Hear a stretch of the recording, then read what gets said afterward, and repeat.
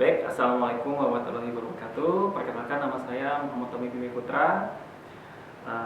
Saya berafiliasi di KPGRI Kalimantan Timur. Baik, materi yang akan saya bawakan hari ini adalah tentang ekonomi internasional. Ya, baik. Sebelumnya, setelah ini mungkin nanti ada beberapa slide yang mungkin mas-masnya atau mbak-mbaknya yang bisa nonton di sini bisa melihat, ya. Jadi yang akan saya bahas di sini adalah pengertian instrumen dan tujuan kebijakan di dalam ekonomi internasional. Ya. Baik, apa itu pengertian dari kebijakan ekonomi internasional? Ya. Jadi kalau kita berbicara tentang kebijakan ekonomi internasional, artinya seluruh kegiatan ekonomi, ya, baik di suatu negara yang katakanlah secara langsung ataupun tidak langsung ini mempengaruhi. Jadi katakanlah mempengaruhi berbicara tentang ekspor dan impor. Kenapa? Karena pada dasarnya kalau kita berbicara tentang ekonomi internasional itu tidak terlalu jauh dengan yang namanya ekspor dan impor, ya. Dan yang pasti kalau kita berbicara tentang ekspor dan impor ini berbicaranya banyak ya mekanismenya, ya, baik itu barang maupun jasa, ya, yang dilaksanakan oleh pemerintah. Kenapa pemerintah? Karena kita berbicara tentang yang namanya kebijakan. Baik, kita lanjutkan, bisa dilihat di slide-nya. Oke, lanjut. Kita berbicara tentang kebijakan ekonomi internasional dalam kategori atau dalam arti sempit, ya. Nah, jadi kalau kita berbicara tentang arti sempit, nah, jadi itu hanya meliputi berbagai macam kebijakan yang langsung yang mempengaruhi ekspor dan impor. Nah, mungkin mas-masnya atau mbak-mbaknya sudah paham sebelumnya tentang ekspor dan impor, ya. Jadi kalau kita berbicara tentang ekspor dan impor tadi sudah kita diskusikan apa saja, yaitu tadi selain barang atau jasa, ya. Jadi kalau kita berbicara tentang barang, ya barang apa saja? Ada yang barang namanya barang konsumsi, ada juga barang produksi. Nah, kalau kita berbicara tentang jasa, berarti kita berbicara yang namanya tenaga kerja. Baik, di slide berikutnya bisa dilihat. Nah, di sini mas-masnya atau mbak-mbaknya, ya, bisa dilihat. Di sini adalah instrumen kebijakan ekonomi internasional. Yang pertama adalah kebijakan perdagangan internasional. Nah, apa saja di dalam kebijakan perdagangan internasional, ya. Jadi ini yang berkaitan dengan yang namanya ekspor dan impor barang, ya. Jadi ada yang namanya pengenaan tarif, ya, barang impor, ya, bilateral trade agreement, pengenaan kuota impor dan ekspor. Nah, di sini kebijakan di sini ini langsung dipegang oleh pemerintah, ya. Nah, selanjutnya ada lagi kebijakan yang berikutnya, yaitu kebijakan pembayaran internasional. Nah, siapa yang melakukan? Yang melakukan masih dalam konteks pemerintah, ya. Jadi pemerintah di sini artinya pemerintah melakukan pembayaran secara internasional. Nah, makanya nanti kita akan sedikit membahas sedikit nanti di pertemuan berikutnya tentang devisa, ya. Nah, lanjut. Nah, apa saja kebijakan internasional yang dilakukan oleh pemerintah khususnya dalam konteks pembayaran. Nah, di sini yang dilakukan oleh pemerintah adalah melakukan pengawasan. Nah, pengawasan apa? Pengawasan yang saya katakan tadi tentang devisa, ya. Pengaturan tentang lalu lintas modal jangka panjang. Jadi, mas-masnya atau mbak-mbaknya, di sini yang dibahas, teman-teman, ya, dia hanya sebatas dari devisa dan lalu lintas modal. Kenapa? Karena kita berbicara tentang pembayaran, ya. Dan selanjutnya pada kebijakan yang ketiga, ya, kebijakan bantuan luar negeri, ya. Nah, apa itu? Nah, jadi kalau kita berbicara tentang bantuan kebijakan bantuan luar negeri, ya, di sini ada tindakan pemerintah, ya, yang berhubungan dengan bantuan, ya. Bantuan, tetapi apakah hanya bantuan? Dari judulnya saya sudah terlihat bantuan, ya. Sebenarnya tidak, ya. Kalau kita berbicara tentang bantuan, konteksnya itu benar-benar tidak bantuan. Tetapi di sini bisa juga membahas tentang utang, ya. Utang ataupun bantuan untuk rehabilitas serta pembangunan yang ada. Jadi mas-masnya atau mbak-mbaknya yang bisa nonton, perlu kita sikapi mengenai tentang bantuan luar negeri. Kenapa? Karena ternyata bantuan luar negeri ini bukan hanya betul-betul yang diberi secara langsung, secara gratis, enggak. Di sini betul-betul bantuan luar negeri itu harus dispesifikasikan. Belum tentu itu bantuan yang betul-betul bantuan. Bisa saja itu adalah bantuan dalam bentuk utang atau pinjaman. Ya, lanjut. Nah, berikutnya, di slide berikutnya bisa dilihat, ya.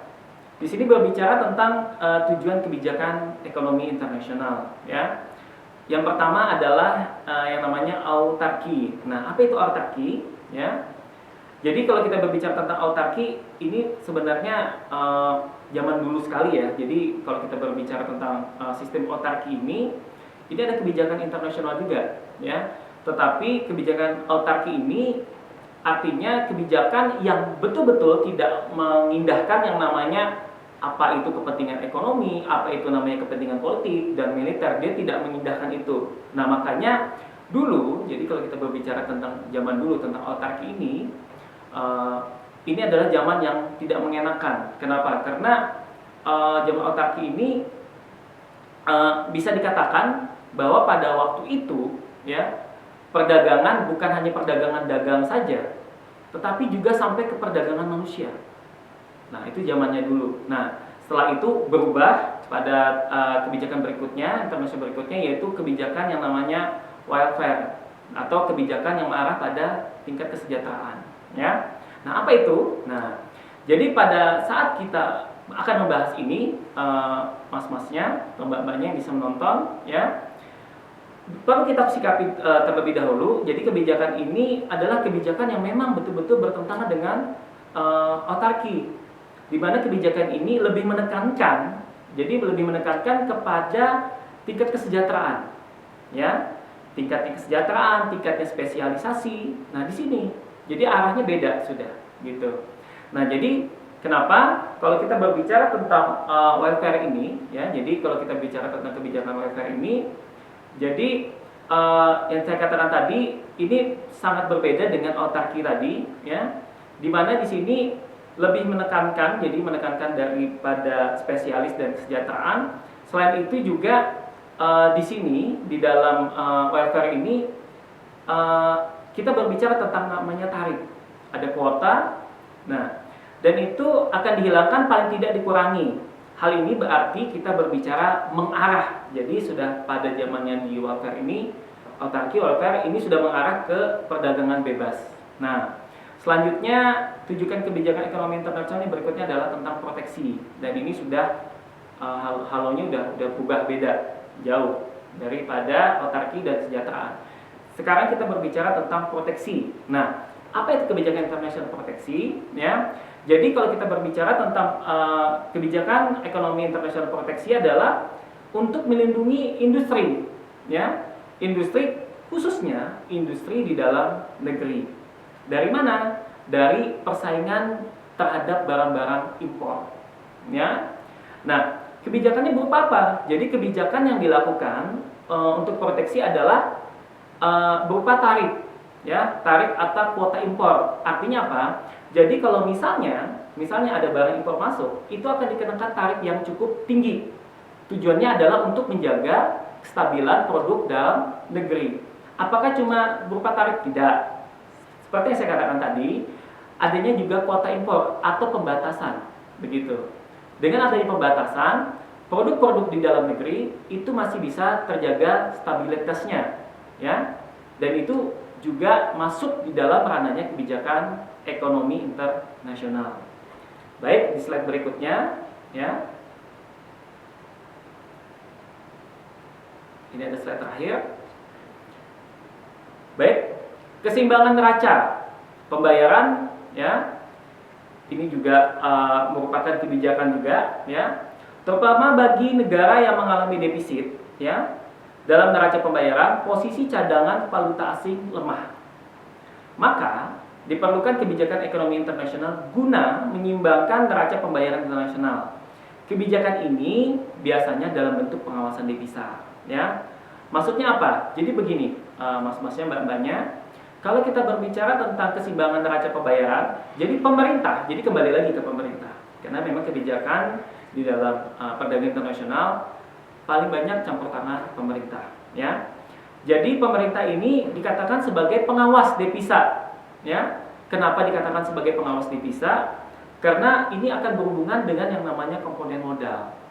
Nah, komponen modal di mana? Komponen modal di suatu negara. Artinya, kalau mas-mas yang mbak-mbaknya nih, katakanlah ya, contoh saja nih, banyak menggunakan produk dari luar negeri, ya, katakanlah punya handphone, laptop, ya, atau baju-baju branded, terutama yang utamanya adalah produk dari luar. Secara tidak langsung, ya, secara tidak langsung, teman-teman itu sudah menggerus yang namanya cadangan devisa. Kenapa? Karena dari luar negeri mereka tidak akan mau menerima yang namanya rupiah. Berarti harus apa? Harus diubah menjadi mata uang asing. Nah, mata uang asing seperti apa? Tergantung kebutuhannya. Tetapi biasanya diubah dulu menjadi dolar. Nah, makanya kenapa kita biasanya perbandingan kita dengan mata uang negara asing biasanya harus diubah dulu ke dolar, dari dolar baru ke mata uang mereka. Begitu. Jadi ada dua proses, ya. Nah, yang kelima, pembangunan ekonomi. Untuk menunjang pembangunan ekonomi suatu negara, pemerintah dapat mengarahkan perdagangan internasional dengan kebijakan. Nah, ini yang mungkin mas-masnya, mbak-mbaknya yang perlu juga dipelajari lebih dalam, ya. Bagaimana cara katakanlah untuk menunjang pembangunan di suatu negara? Nah, yang pertama ini, perlindungan terhadap industri, khususnya yang ada di dalam negeri, ya. Kenapa? Karena dengan kita melindungi industri di dalam negeri, maka ekonomi kita, pertumbuhan katakanlah ekonomi di dalam negeri itu bisa bertumbuh, ya. Masyarakat bisa menghasilkan produk, ya. Dari hasil produk bisa dijual, mendapatkan keuntungan. Nah, dari keuntungan sebagian digunakan untuk membayar pajak. Nah, secara tidak langsung itu akan meningkatkan yang namanya pendapatan suatu negara. Selain itu juga masyarakat khususnya di dalam negeri, dari produk-produk yang dijual, apakah itu produk benar-benar produk barang atau jasa, maka secara tidak langsung mengurangi yang namanya angka pengangguran. Nah, selanjutnya mengurangi yang namanya impor barang, ya. Nah, kenapa dikatakan mengurangi impor barang? Ini salah satu katakanlah untuk menunjang pembangunan ekonomi. Karena memang mengurangi impor barang, ya, ini dikatakan, ya teman-teman, ya, dapat mempengaruhi produksi di dalam negeri. Kenapa? Dengan adanya kuota tadi, pembatasan atau yang sudah kita jelaskan tadi sebelumnya, pengurangan yang namanya impor, ya, ini bisa meningkatkan kapasitas produk di dalam negeri, ya. Misalnya kita impor beras, ya. Nah, dengan banyaknya impor beras, harga mungkin di lokal di Indonesia mungkin akan stabil, oke, tidak masalah.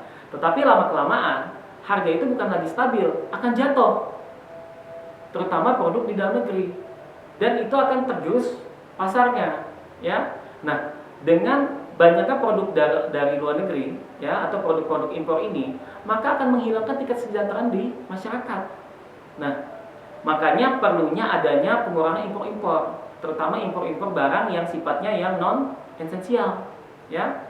Nah, tetapi boleh produk-produk yang sifatnya esensial. Kenapa? Misalnya produk-produk misalnya seperti barang-barang penunjang, ya, atau misalnya barang-barang yang bisa menghasilkan produk, ya. Misalnya kita tidak punya yang namanya katakanlah, ya, pabrik pengolahan mesin katakanlah pencacah, misalnya pencacah untuk plastik. Nah, mau tidak mau kita harus mendatangkan produk dari luar. Nah, dari produk dari luar ini, dengan adanya produk luar ini, maka akan meningkatkan produk di dalam negeri. Begitu. Bukan berarti kita mengimpor barang, maka produk yang di dalam negeri akan hancur, musnah. Jangan. Tetap harus impor, tetapi produk-produk impornya adalah produk-produk yang katakannya esensial, gitu, dapat menunjang, ya. Dan yang terakhir adalah pemerintah, ya, harus bisa mendorong yang namanya ekspor, ya. Kenapa mendorong ekspor? Karena dari mendorong ekspor ini, pemerintah bisa meningkatkan devisa, ya. Nah, apa aja yang bisa diekspor, teman-teman, mas-masnya, mbak-mbaknya bisa dilihat, ya. Barang dan jasa, ya. Jangan kita terpaku, misalnya, kita Indonesia tidak memiliki bahan jadi, misalnya. Jangan, ya. Kita harus proses itu. Jangan sampai barang-barang mentah kita kirim, terus kita beli lagi di luar negeri, kita pakai di Indonesia. Jangan sampai seperti itu, ya. Kenapa? Saya katakan lagi kembali, semakin kita banyak misalnya mengkonsumsi dari barang luar negeri, ya, itu akan mengurangi cadangan devisa kita, ya. Dampaknya apa? Kestabilan nilai tukar rupiah, ya. Baik, mungkin itu saja dulu untuk materi paparan saya di hari ini, ya. Mungkin nanti ada lagi kita paparan berikut selanjutnya, dan ini masih berkaitan dengan materi kita di hari ini. Mungkin itu saja dulu, saya ucapkan terima kasih banyak. Wassalamualaikum warahmatullahi wabarakatuh. Terima kasih.